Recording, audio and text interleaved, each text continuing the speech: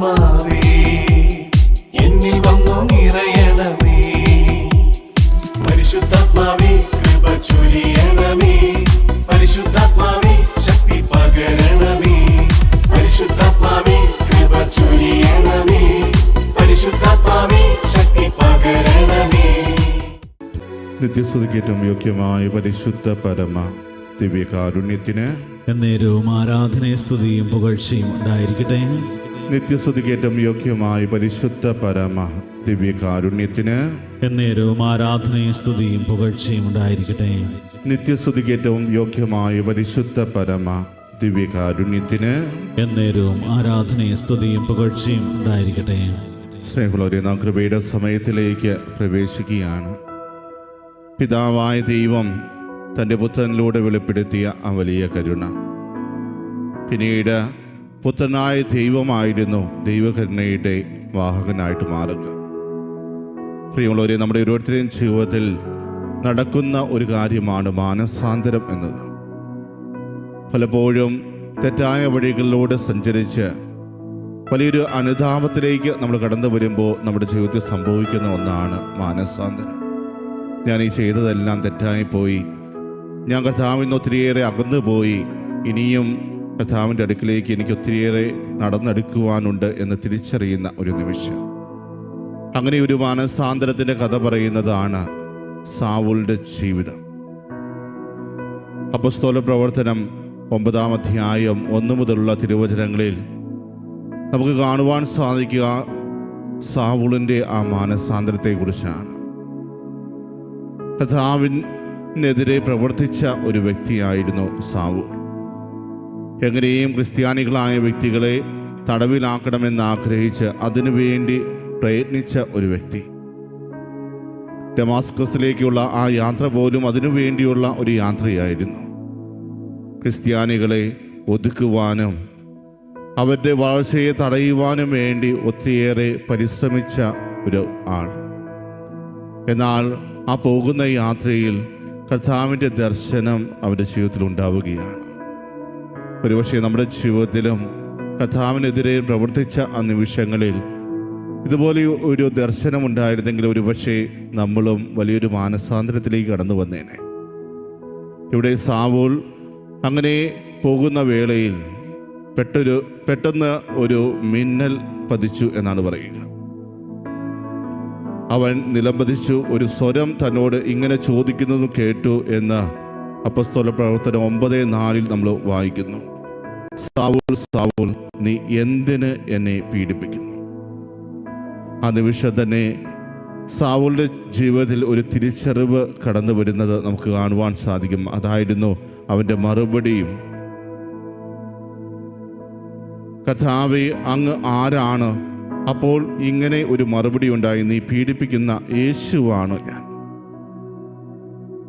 സാവൂളിന് അറിയാമായിരുന്നു ആ ഒരു സ്വരം ഒരു സാധാരണ വ്യക്തിയുടെ സ്വരമായിരുന്നില്ല. അതുകൊണ്ട് തന്നെയാണ് അവൻ്റെ ആ മറുപടിയിൽ പോലും കർത്താവേ, അങ്ങ് ആരാണ് എന്ന് ചോദിക്കുവാൻ ഇടയായത്. അപ്പോൾ ആ ഒരു വെളിപ്പെടുത്തൽ, നീ പീഡിപ്പിക്കുന്ന യേശുവാണ് ഞാൻ എന്ന് പറയുമ്പോൾ, ഈ ക്രിസ്ത്യാനികളെ നീ പീഡിപ്പിച്ചു കൊണ്ടിരിക്കുമ്പോൾ എന്നെ തന്നെയാണ് പീഡിപ്പിച്ചു കൊണ്ടിരിക്കുന്നത് എന്ന ഒരു സൂചനയാണ് അതിലൂടെ യേശുനാഥൻ സാവൂളിന് നൽകിയത്. ഉടനെ തന്നെ എന്ത് ചെയ്യണമെന്ന് പോലും അറിയാത്ത ഒരവസ്ഥയിലേക്ക് സാവൂൾ വീണു പോകുന്നതായിട്ട് നമുക്കവിടെ കാണുവാൻ സാധിക്കും. തുടർന്നുള്ള വചനങ്ങൾ നമ്മൾ കാണുന്നത് ഇപ്രകാരമാണ്: എഴുന്നേറ്റ് നഗരത്തിലേക്ക് പോവുക എന്ന ഒരു കൽപ്പന കർത്താവിൻ്റെ കരങ്ങളിൽ നിന്നുണ്ടാകുന്നു. നീ എന്താണ് ചെയ്യേണ്ടതെന്ന് അവിടെ വെച്ച് നിന്നെ അറിയിക്കും. അവനോടൊപ്പം സഞ്ചരിച്ചിരുന്നവരെല്ലാം ഈ ഒരു സ്വരം കേൾക്കുന്നുണ്ടെങ്കിലും അതാരാണെന്ന് അവർക്ക് വ്യക്തമായില്ല. പക്ഷേ സാവൂളിൻ്റെ മനസ്സിൽ അതൊരു കുറ്റബോധമായിട്ട് മാറിയിട്ടുണ്ടായിരിക്കണം. കാരണം താൻ ഇതുവരെ ചെയ്തുകൊണ്ടിരുന്നതെല്ലാം തെറ്റായിരുന്നല്ലോ എന്നൊരു ചിന്ത അവനെ നയിച്ചിട്ടുണ്ട്. അതുകൊണ്ട് തന്നെ കർത്താവിൻ്റെ ആ വചനം അനുസരിക്കുവാൻ അവൻ തീരുമാനിക്കുകയും അതിനനുസരിച്ച് പ്രവർത്തിക്കുകയും ചെയ്യുന്നു. പിന്നീടാണ് അവൻ്റെ ജീവിതത്തിൽ അവൻ പോലും നനയ്ക്കാതിരുന്ന ഒരു കാര്യം സംഭവിക്കുന്നത്. പതിയെ തൻ്റെ ചിന്താഗതികളിലെല്ലാം വലിയ മാറ്റം സംഭവിക്കുന്നു. ഈ ഒരു സംഭവം ഉണ്ടായപ്പോൾ തൻ്റെ കാഴ്ച പോലും നഷ്ടപ്പെട്ട ഒരവസരത്തിൽ കർത്താവ് എത്രമാത്രം അവനോട് കരുണ കാണിച്ചിരിക്കുന്നു എന്ന് മനസ്സിലാക്കുവാൻ പ്രിയമുള്ളവരെ നമുക്ക് 10 മുതലുള്ള തിരുവചനങ്ങൾ വായിക്കുന്നത് വളരെ നല്ലതാണ്. അനനിയാസ് എന്നു പേരായ ഒരു ശിഷ്യൻ ദമാസ്കസിലുണ്ടായിരുന്നു. ദർശനത്തിൽ കർത്താവ് അവനെ വിളിച്ചു. അനനിയാസ്, അവൻ വിളി കേട്ടു, കർത്താവേ, ഇതാ ഞാൻ. കർത്താവ് അവനോട് പറഞ്ഞു, നീ എഴുന്നേറ്റ് ഋഷുവീതി എന്ന് വിളിക്കപ്പെടുന്ന തെരുവിൽ ചെന്ന് യൂദാസിന്റെ ഭവനത്തിൽ താർസോസുകാരനായ സാവുലിനെ അന്വേഷിക്കുക. അവനിതാ പ്രാർത്ഥിച്ചു കൊണ്ടിരിക്കുകയാണ്.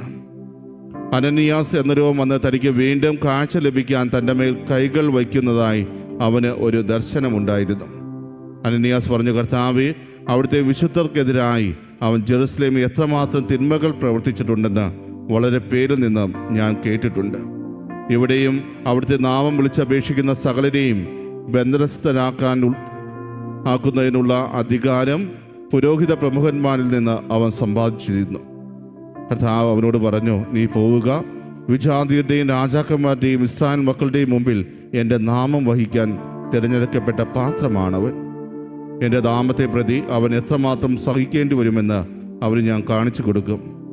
അനനിയാസ് എന്ന് ആ ഭവനത്തിൽ പ്രവേശിച്ച് അവൻ്റെ മേൽ കൈകൾ വെച്ചുകൊണ്ട് പറഞ്ഞു, സഹോദരനായ സാവൂൾ, മാർഗമധ്യേ നിനക്ക് പ്രത്യക്ഷപ്പെട്ട കർത്താവായ യേശു നിനക്ക് വീണ്ടും കാഴ്ച ലഭിക്കുന്നതിനും നീ പരിശുദ്ധാത്മാവിൽ നിറയുന്നതിനും വേണ്ടി എന്നെ അയച്ചിരിക്കുന്നു. ഉടൻ തന്നെ ചെതമ്പല് പോലെ എന്തോ ഒന്ന് അവൻ്റെ കണ്ണുകളിൽ നിന്ന് അടർന്നു വീഴുകയും അവന് കാഴ്ച തിരിച്ചു കിട്ടുകയും ചെയ്തു. അവൻ എഴുന്നേറ്റ് ജ്ഞാനസ്നാനം സ്വീകരിച്ചു. അനന്തരം അവൻ ഭക്ഷണം കഴിച്ച് ശക്തി പ്രാപിക്കുകയും ദമാസ്കസിലെ ശിഷ്യന്മാരോട് കൂടെ കുറേ ദിവസം താമസിക്കുകയും ചെയ്തു. പ്രിയമുള്ളവരെ, അനനിയാസ് എന്ന ആ ശിഷ്യൻ പോലും കർത്താവിൻ്റെ സന്നിധിയിൽ പറയുന്ന ആ ഒരു ഉത്തരം ഒന്ന് ശ്രദ്ധിക്കുകയാണെങ്കിൽ നമുക്കറിയാം സൗൾ എത്രമാത്രം ക്രിസ്ത്യാനികളെ പീഡിപ്പിച്ചിരുന്നു. അങ്ങനെ ഒരു വ്യക്തിയുടെ അടുക്കിലേക്ക് ഞാൻ പോകേണ്ടതുണ്ടോ എന്നൊരു സൂചനയാണ് അനനിയാസ് തൻ്റെ മറുപടിയിലൂടെ പ്രകടമാക്കിയത്. പ്രിയമുള്ളവരെ, അവിടെയാണ് കർത്താവിൻ്റെ കരുണ നമുക്ക് വളരെ അധികമായി ദർശിക്കുവാൻ സാധിക്കുക. തന്നെയും തൻ്റെ ജനത്തെയും പീഡിപ്പിച്ചുകൊണ്ടിരുന്ന ഒരു വ്യക്തിയെ തൻ്റേതാക്കി മാറ്റുന്ന, അല്ലെങ്കിൽ തന്നെ സ്വന്തമാക്കി മാറ്റുന്ന ഒരു കാഴ്ചയാണ് നമുക്കവിടെ കാണുവാൻ സാധിക്കുക. എനിക്ക് വേണ്ടി സാക്ഷ്യം നൽകുവാൻ ഞാൻ അവനെ തിരഞ്ഞെടുത്തിരിക്കുന്നു. അതാണ് കർത്താവ് അവനോട് പറഞ്ഞത്. ഞാൻ പറഞ്ഞതനുസരിച്ച് നീ പ്രവർത്തിക്കുക, അവനെ ഞാൻ പ്രത്യേകമായി തിരഞ്ഞെടുത്തിരിക്കുന്നു. പ്രിയമുള്ളവരെ, സാവൂൾ അങ്ങനെ പൗലോസായിട്ട് മാറുന്നുണ്ട്.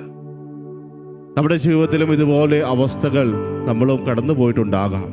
പലപ്പോഴും ദൈവത്തെ വേദനിപ്പിക്കുന്ന രീതിയിൽ നമ്മൾ ഓരോ കാര്യങ്ങൾ ചെയ്യുമ്പോഴും കർത്താവിനെ നിരന്തരം അന്വേഷിക്കുന്ന വ്യക്തികൾ കർത്താവിൻ്റെ സന്നിധിയിൽ പറയും, എന്തിനാണ് ആ വ്യക്തിയെ അങ്ങ് അന്വേഷിക്കുന്നത്? എന്തിനാണ് ആ വ്യക്തിയുടെ ജീവിതത്തിലേക്ക് അങ്ങ് കടന്നു ചെല്ലുന്നത്? കാരണം അവൻ പ്രവർത്തിക്കുന്ന ഇതൊക്കെയല്ലേ? അവനെ നിരന്തരം അങ്ങേ വേദനിപ്പിക്കുന്ന കാര്യങ്ങളല്ലേ ചെയ്തുകൊണ്ടിരിക്കുന്നത്? അങ്ങേക്കെതിരായല്ലേ അവൻ ജീവിക്കുന്നത്? അങ്ങനെയുള്ള ഒരു വ്യക്തിയെ അങ്ങേക്ക് ആവശ്യമുണ്ടോ എന്നൊരു ചോദ്യം എപ്പോഴും മറ്റുള്ളവരുടെ ഭാഗത്തു നിന്നും ഉണ്ടാകാം. അവിടെ തീർച്ചയായും കർത്താവിന് പറയാനുള്ള ഒരു മറുപടിയാണ് നമുക്കിവിടെ കാണുവാൻ സാധിക്കുക. പ്രിയമുള്ളവരെ, നമ്മൾ മാനസാന്തരത്തിലേക്ക് കടന്നു വരാൻ തയ്യാറായാൽ കർത്താവ് നമ്മോടൊപ്പമായിരിക്കും. നമ്മളിലൂടെ കർത്താവ് പ്രവർത്തിക്കുന്നത് കാണുവാൻ നമുക്ക് സാധിക്കും. ഇവിടെ സാവൂലിനെ പൗലോസാക്കി കർത്താവ് മാറ്റുമ്പോൾ പ്രിയമുള്ളവരെ, അതിനുശേഷം നമ്മൾ കാണുന്നത് സഭയിലെ ഒരു നെടുന്തൂണായിട്ട് പൗലോസ്ലീഹ മാറുന്നതാണ്. അവനൊത്തിരിയേറെ അറിവുണ്ടായിരുന്നു, പക്ഷേ സത്യത്തെ തിരഞ്ഞെടുക്കുവാൻ അവന് തുടക്കത്തിൽ സാധിച്ചില്ല. അതുകൊണ്ടാണ് അവൻ തിന്മയുടെ നേരെ പോകുന്നത്. തിന്മയാണ് അവൻ കൂടുതൽ പ്രവർത്തിച്ചു കൊണ്ടിരുന്നത്. പക്ഷേ അവൻ്റെ ജീവിതത്തിലേക്ക് കർത്താവ് കടന്നു വന്നപ്പോൾ അവൻ പുതിയൊരു സൃഷ്ടിയായിട്ട് മാറി. ഇതുവരെ ആർക്കെതിരെയാണോ ഞാൻ പ്രവർത്തിച്ചത്, അവന് വേണ്ടി തൻ്റെ ജീവിതം അവൻ ഒഴിഞ്ഞു വെച്ചു. അവന് വേണ്ടി തന്നെ പൂർണ്ണമായി അവൻ സമർപ്പിച്ചു. തൻ്റെ അറിവുകൾ മുഴുവൻ അവൻ്റെ സുവിശേഷം പ്രഘോഷിക്കുവാൻ വേണ്ടി അവൻ വിനിയോഗിച്ചു. ഒത്തിരിയേറെ ലേഖനങ്ങൾ എഴുതി, ലേഖനങ്ങളിലൂടെ കർത്താവിന് വേണ്ടി അവൻ വാദിച്ചു. പലരും അവനെ ചോദ്യം ചെയ്തെങ്കിലും അവനെ തോൽപ്പിക്കുവാൻ സാധിച്ചില്ല. കാരണം അത്രമാത്രം അറിവ് സമ്പാദിച്ചവനായിരുന്നു പൗലോസ്. പിന്നീട് ആ അറിവെല്ലാം കർത്താവിന് വേണ്ടി അവൻ ഉപയോഗിക്കാൻ തുടങ്ങിയപ്പോൾ പ്രിയമുള്ളവരെ, അത് സഭയുടെ വളർച്ചയ്ക്ക് കാരണമായി തീർന്നു എന്നുള്ളതാണ്. സഭ നശിക്കുവാൻ ആഗ്രഹിച്ച ഒരു വ്യക്തി, ക്രിസ്ത്യാനികളായി മാറാൻ ആഗ്രഹിച്ചവരെ എല്ലാം തടവിലാക്കുവാൻ ആഗ്രഹിച്ച ഒരു വ്യക്തി, ഒരിക്കലും ആ ഒരു പ്രസ്ഥാനം വളരണ്ട എന്ന് ആഗ്രഹിച്ച ഒരു വ്യക്തി, അങ്ങനെയുള്ള ഒരു വ്യക്തിയിലൂടെ ദൈവം പ്രവർത്തിച്ചപ്പോൾ അതിന് നേരെ വിപരീതമായി സംഭവിച്ചെങ്കിൽ പ്രിയമുള്ളവരെ, നമ്മുടെ ജീവിതത്തിലൂടെയും കർത്താവിന് പ്രവർത്തിക്കുവാൻ സാധിക്കും.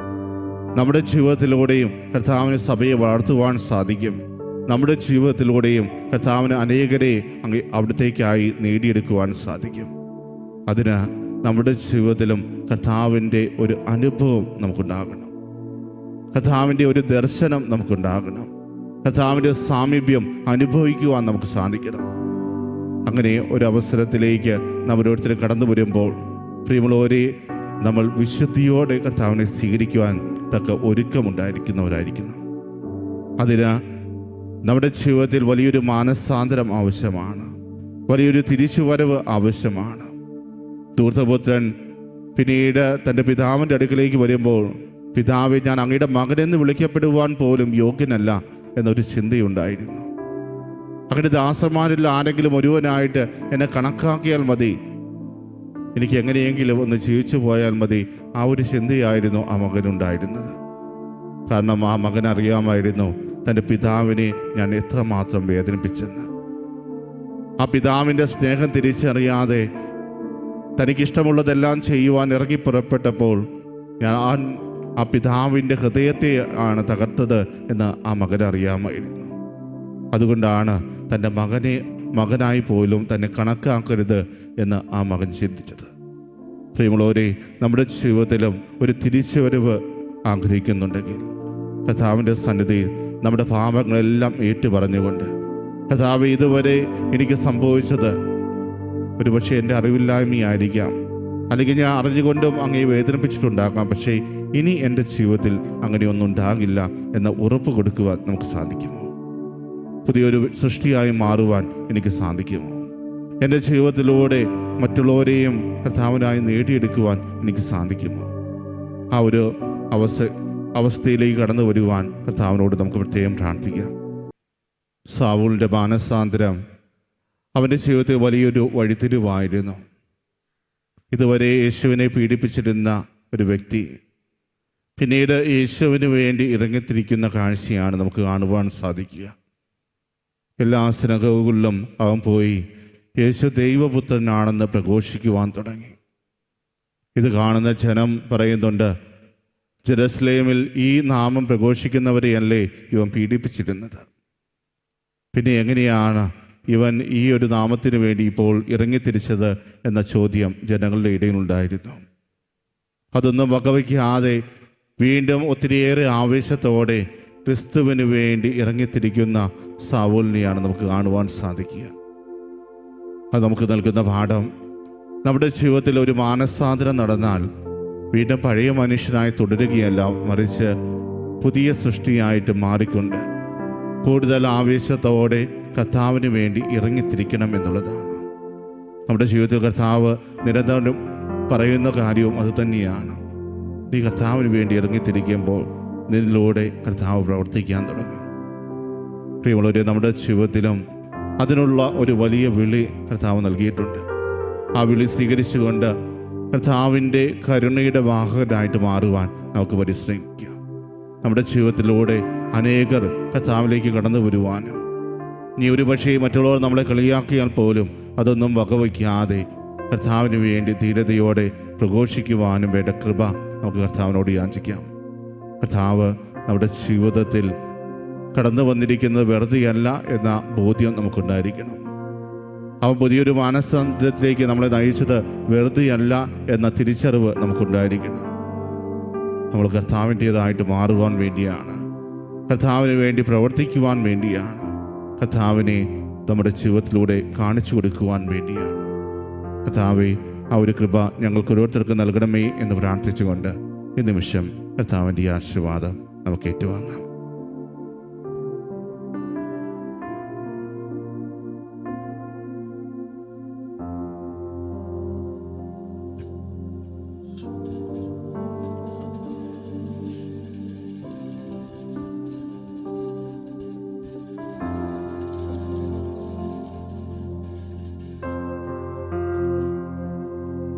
പരിശുദ്ധ പരമമാം ദിവ്യകാരുണ്യമേ, എന്നുമെന്നും അങ്ങേക്കാരാധന. പരിശുദ്ധ പരമമാം ദിവ്യകാരുണ്യമേ, എന്നുമെന്നും അങ്ങേക്കാരാധന. പരിശുദ്ധ പരമമാം ദിവ്യകാരുണ്യമേ, എന്നുമെന്നും